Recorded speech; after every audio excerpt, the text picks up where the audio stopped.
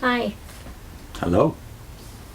In the last segment, we noted the way Luke views authority, his authority. He's not apostolic. He doesn't claim to be a prophet. He doesn't claim to be inspired even. Mm-hmm. But he does claim to be an accurate historian of the testimony of eyewitnesses. Mm-hmm. So you could even say that in those 4 verses you have Luke leaning upon the triple authority that is there in the New Testament, i.e. written authority that we tend to lean on now. Because the first verse says, many have already compiled the facts. Yeah. Then eyewitness testimony, which is behind the written authority, including Luke's. Who were there and saw what happened. And then Theophilus, who is this fellow we don't know much about, except that he's perhaps a Roman official, who has already received oral teaching. So we often forget that aspect of the New Testament, that most of the teaching was going on, as it always did in the Jewish context, orally.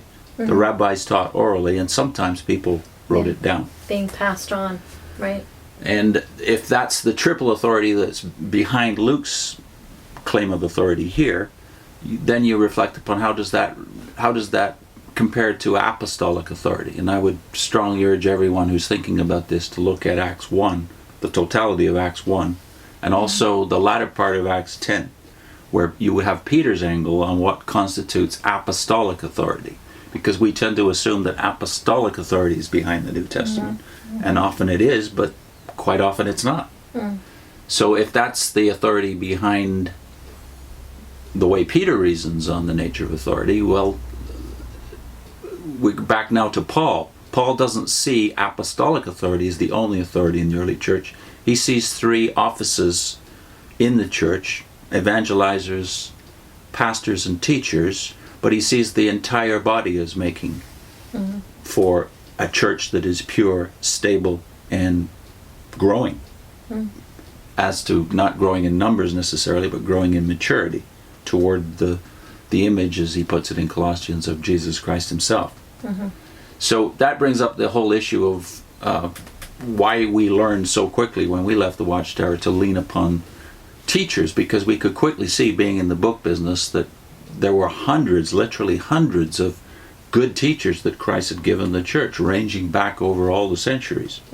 You may have noticed that just about last week, was it, we put a banner up finally on our channel. And we deliberately chose a shelf just over there in our living room, a shelf of books on Luke and Acts as our banner. Right. Just to show the range of materials that Christendom has. And some would say, well, what good is that? That shows you just the disunity. Why do they need so many? And what's the answer to that? Well, it's not that they're contradictory. What you find is that they're complementary, because you're getting people looking at it from different positions, because they're all, different denominations might be represented by the people writing, but you also get them looking from different angles at things. So it's the same text, but they might feature a certain aspect of that. That's what they notice. That's what they comment on. So it's complementary. So it's giving it more riches. Yeah, it's an embarrassment of riches, really, because in Christendom you find that although most pastors, most reputable churches will have a pastor who has at least 3 or 4 of these tools, if commentaries, let's say, on Luke and Acts in his library, you have too many. Yeah. It's like when you listen to someone preach, you have your favorites. You have people who somehow gel with the way you think. It's the same with books. You have people's style that appeals to you, probably more like your own. So you read them, or someone who gives it a completely fresh impact on you. And of course, different denominations, that is, preachers, teachers from different denominations, are going to have their own emphases and angles. I find that amazing, though, that it's not that God has left himself without witness all these centuries. We have, and I'd like to show you a few samples from our shelves on this very issue of Luke and Acts, just about Luke. For instance, I think we have alluded to Leon Morris in several videos before. If you want one commentary on Luke, Leon Morris is a standard go-to. Now he is coming at it from an Anglican position, as is JC Ryle. This was over 150 years ago. This one came out, as you can see, in 2 volumes. So this is what I would call a devotional commentary. Yeah. Now I wouldn't replace scholarly commentaries by devotional commentaries, but if you're going to go for one commentary on Luke, then J.C. Ryle or Leon Morris would be good choices. But then you get to the scholarly stuff, and here's a few that have been particularly enriching to our ministry over the years. Alfred Plummer, from about a century ago. Howard Marshall, just in the last generation. Scholarly commentary on the Greek Testament. Frederic Godet, who we've already alluded to in a video on 1 Corinthians. Frederic Godet, the great Reformed pastor, a masterpiece on Luke, of some substance, as you can see. Then there's this. Joseph Fitzmyer, Roman Catholic, but one of the masterpieces on the Gospel of Luke in the last generation. 2 volumes of well over 1,000 pages. He also, by the way, wrote one on Acts. So if you're talking about someone who specialized in Luke, Fitzmyer is obviously a man to go to. And then this is another aspect of the riches that are available in Christendom. Special subject studies on Luke and Acts. Right. For instance, this little booklet, wonderful, just on the Areopagus address. Ned Stonehouse. 17, right? Yeah, Acts 17. This one by the archaeologist, the great British archaeologist we've talked about, Luke the Physician, by Sir William Ramsay, again about 100 years ago. Conflict in Luke. Jesus, Authorities and Disciples, by Kingsbury.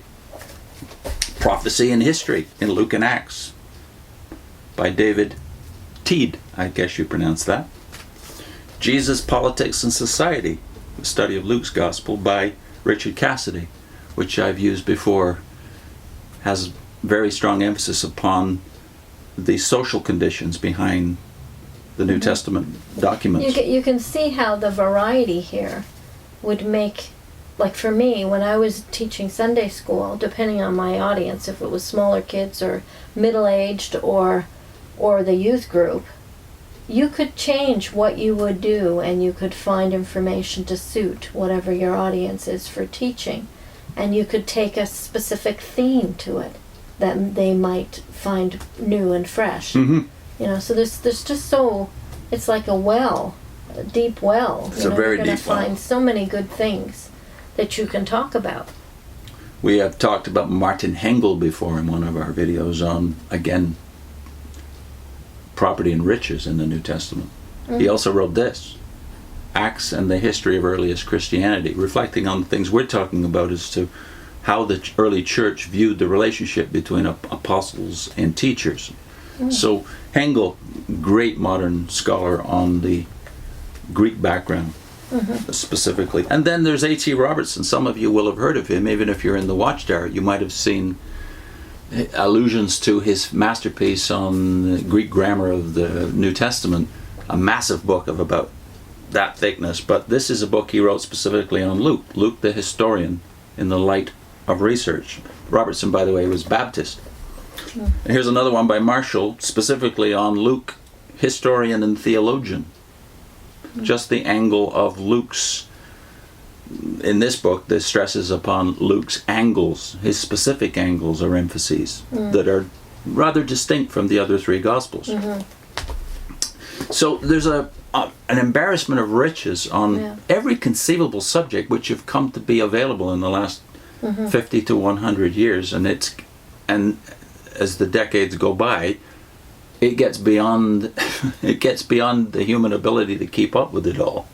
And so it's not like God has left us without guidance and without, well, he said he would be with us always. And then when you think about the riches that are available, you think of who are these people? They are not apostles, they're not prophets, they're certainly not infallible, But they have been used by God mightily right up till today to bring us the As full teachers. riches of Scripture from every conceivable angle. And we have more tools, therefore, available to us in the modern church than any generation of Christians before. Yeah. So, let's not fall for the propaganda of the cults and other critics of the church. And let's not neglect them, because of course the cults, we understand they neglect the riches are there. Sometimes they steal from them and don't credit them, but for the most part they neglect them. But so does the church. Unfortunately. Yeah, a lot. You get ministers who will have a library of things, but the average Christian tends to neglect this. Which would lead us to the subject of the next segment. What's the major difference between the cults, let's say specifically the Watchtower, and the church? They have opposite problems. So we'll deal with that with a specific application to the Epistle to the Hebrews, and deriving some lessons from the Epistle of the Hebrews in the next segment. Good.